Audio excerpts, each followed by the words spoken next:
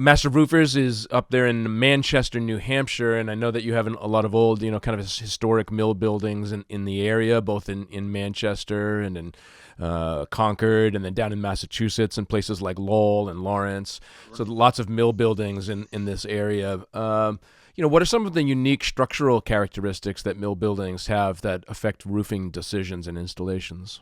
Sure, that's a great question, John. Yeah, you're right. We do have a lot of those structures here in New England, and Master Roofers we serve, New Hampshire and North Shore, Massachusetts, and Southern Maine, and those are all areas that are dense with those sort of buildings. Mm-hmm. And the great news is, in the last couple of decades, it's become very popular as well to repurpose those buildings, so reinvigorate them as opposed to just letting them sit vacant or worse yet, fall into disrepair. So it's unique. A lot of these are old buildings, right? They're turn of the century buildings that used to be shoe factories and felt mills and woolen mills, and I could go on forever, but those are some things that we see pretty commonly. So the typical is very often they're brick. Very often they have wide span flat roofs. And they also very often have parapets around them, a little wall around the outside of the top and Mm-hmm. that sort of thing. Which those things, at first you go, okay, so what? But those are some of the structural characteristics that then determine what we can do for roofing on those. Whether it's obviously almost always a re-roof unless they've well, it's always a re-roof. The building was existing. No one's putting up new mill buildings like that. Mm-hmm. So the characteristics are typically that they've probably been re-roofed over many times. Okay, you're looking at 100-year-old commercial building. They probably have multiple mediums as well. So that thing originally was probably tar and gravel, which is exactly what it sounds like. It was tar and gravel. They put down boards, usually something that was like kind of like felt, let's call it that, and Mm-hmm. then tar and gravel. And, Mm-hmm. and that was very common for a long time, and it was better than the other option, which was not much. Right. So tar and gravel, and then probably years later, after maybe a couple layers of tar and gravel, it may have gotten an EPDM, a rubber roof of some generation of rubber roofing. And so what that we do is we make sure that when we start engaging these buildings, we do a core cut to see what is the decking of this building. How was this thing made? It's usually boards as opposed to like a what we would use now, which is more of a I don't know, consider a plywood type product. And how many layers of stuff do we have? Because there's also load considerations to have. We can't just keep piling stuff on the roof, right? Mm. Because eventually then the roof will become the floor the hard way. And so we do what's called a core cut, where we basically take sample cuts in there, and then we go back and seal them, obviously, to see, hey, what is this thing made of? How many layers of roofing do we have? What do we have for, what is our substrate here? And then that determines, number one, is this going to be a rip-off? Are we going to have to strip off the old roofing, or is this something that we can simply go over? Depends how many Mm-hmm. layers there are, depends on weight.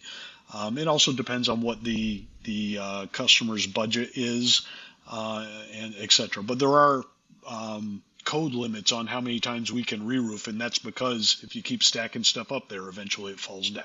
So And how do you balance the aspects of preserving the historical integrity of an old mill building with modern roofing materials and techniques, or does it matter really in this case, because it's just the roof, and people, the public certainly is not usually seeing the roof of a mill building.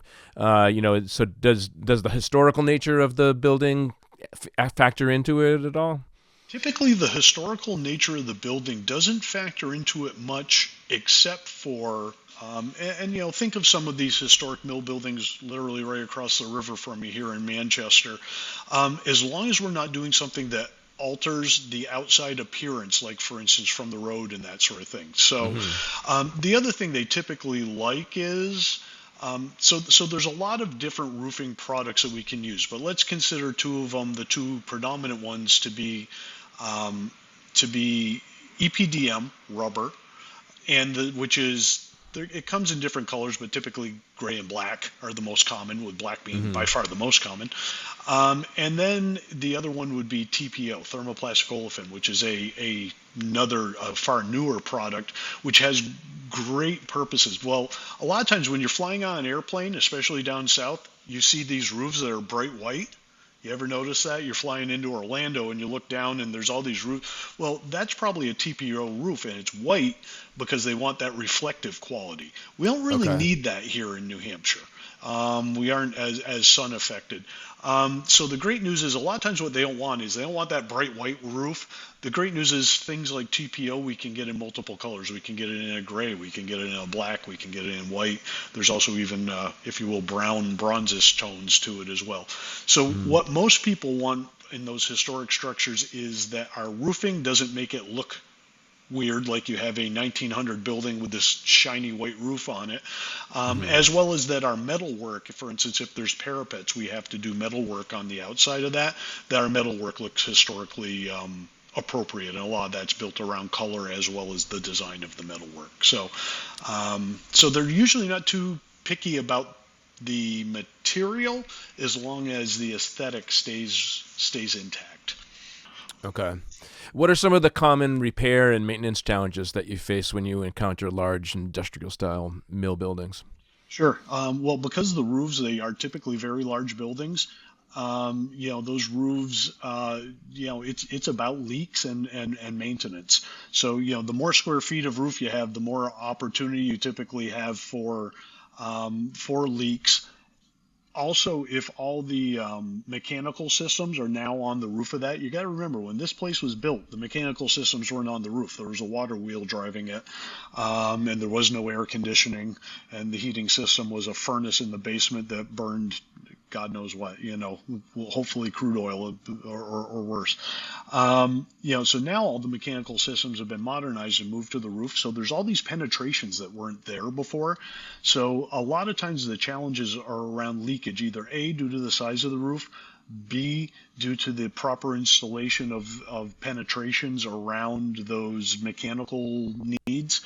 And then the other part is that comes with that is just the more of those mechanical systems that are up there, the more people are up on that roof. Okay, in the old days, you put down a roof and there wasn't much going on up there except for the maintenance guy went out and made sure that the gutters weren't clogged or the drains weren't clogged. And I don't know, he probably went out there and maybe had a couple of cigarettes to get away from the boss. And now your HVAC team, anything associated with heating, cooling, and a lot of times even some of the electrical systems are all located up there. You have Hmm. maintenance and service workers going through there, dropping, not intentionally, dropping screws, dropping this, dropping that, walking all over the roof. And next thing you know, someone who dropped a couple of zip screws, the next guy along walks over them. And then suddenly over next to cooling unit 6, there's a leak. Right, and Hmm. and that sort of thing. So it's a lot of it's that maintenance level and staying up on that. So that's one of the biggest challenges for folks is making sure that they stay on top of those things, catching the little things before they get big. Right. So that leads into, how can building owners and managers proactively plan for and budget for roofing projects in mill complexes? Sure, sure. Great question. We definitely are advocates of roof inspections. So first of all, proper maintenance is always great. You can have us, for instance, master roofers will contract with you to do maintenance on a roof. Whatever your desire is, once a year, 4 times a year. A lot of times it's twice a year, where they have us go up, make sure, for instance, on a flat roof that the drains are properly cleared. If there's scuppers on the outside where it drains up, making sure that those are proper. Looking for problems. Do we start seeing, for instance, flashing peeling away somewhere or something like that? So they have us once or twice a year go up, do a survey, identify whatever problems there are, tell them what it would take to fix those. So that's how you keep those. One great way to keep those big problems or little problems from becoming big problems. The other thing that you can do is by doing roof surveys on a regular basis, you can start to understand what the lifespan of your roof is. Am I 5 years away from needing a new roof? Am I 25 years away? And you Right. can start budgeting for those things. So, for instance, if we just worked with a large manufacturer in our area and replaced their roof, it was, I don't know, 650 squares of roofing, which is a lot of roof. Well, they had known by working with us from about 5 years ago that that roof was in its last, 5 to 10 years of lifespan through doing roof surveys. So they had started budgetarily to accrue and to plan on that roof replacement so that when the time came, they were in a financial spot to be able to do it. It didn't sneak up on anyone. And from a corporate point of view, they could plan for it much better, both budgetarily and physically because of the nature of what they do. They had to do some production line shutdown as well. So Okay. so they were able to plan, and it wasn't disruptive to the business financially or physically. So Right, absolutely. Are there any innovative roofing solutions that are suited for mill buildings to help improve maybe energy efficiency or even just the overall longevity of a roof? sure, absolutely. So I had mentioned earlier TPO as a roofing material. TPO, as I did mention, has some great properties for it as far as being able to, be sun reflective if you want, if that's a need in your particular space and that sort of thing. So that's great. And the So way is that similar to a rubber roof, but it's white? Is that what you're saying? Well, it comes in a variety of colors, but if you want to be sun reflective, Hmm. yeah, you can get it in white, and it helps radiate back a lot of that energy that would normally be absorbed by the roof is simply radiated back out like that, and it's actually different. So EPDM roofing, rubber roofing, is rolled out and adhered or mechanically fastened, whatever it is, and then the seams of it are, for lack of a better word, let's call it glued together. Okay. Okay, I'm trying to make this in ways that people will understand. Sure. Um, TPO is different. TPO is like, think of it as plastic. It's not plastic, but Hmm. let's think of it as that. When we do that, we actually have a heat welding robot that we put on there. There's parts of it that we do by hand with heat welders, fine details. But the big long, so if I rolled out a 400-foot long piece by 16 feet wide piece of roofing, two of them next to each other. Now down Hmm. that seam, we actually heat weld that using a heat welding robot that follows that seam and gives it a perfect weld all the way Hmm. down it. And that's when we're done with the roof, with a TPO roof, it's not multiple pieces that are glued together like EPDM rubber is, which is a tried and true and a good system. The TPO is literally one continuous piece when we're done. It Right. is that roof has become physiologically one continuous piece, not multiple pieces glued together, Yeah. which is a really great solution. You also talked about energy efficiency. When people re-roof these mill buildings or any commercial building, a lot of times, especially if it's an older building, there's the opportunity, absolutely the opportunity to add insulation.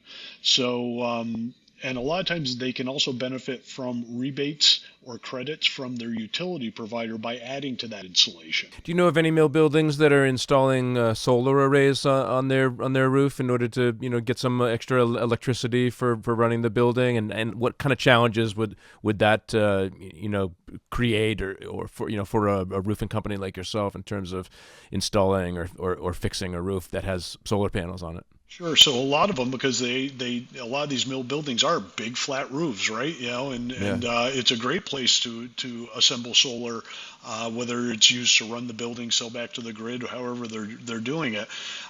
It's not uncommon, and what we really do is we work together. We through the building management, we work together with their solar provider because we probably need that stuff removed. Sometimes we can actually work with the solar provider and essentially jack it up, put our product underneath it, bring it back down. But there are other times, depending on the mounting system, where we actually need to have the solar system removed for a period of time, or moved at the Hmm. very least, and then reinstalled. And in those cases, we ask them to work with the solar provider to do that. And if they don't have a current relationship with whoever did that, we also have several solar providers that we partner with that we're happy to refer them to, and they can work together to get that accomplished. All right, that's great information, Brett. Thanks again for speaking with me today. My pleasure. Thank you for having me, John.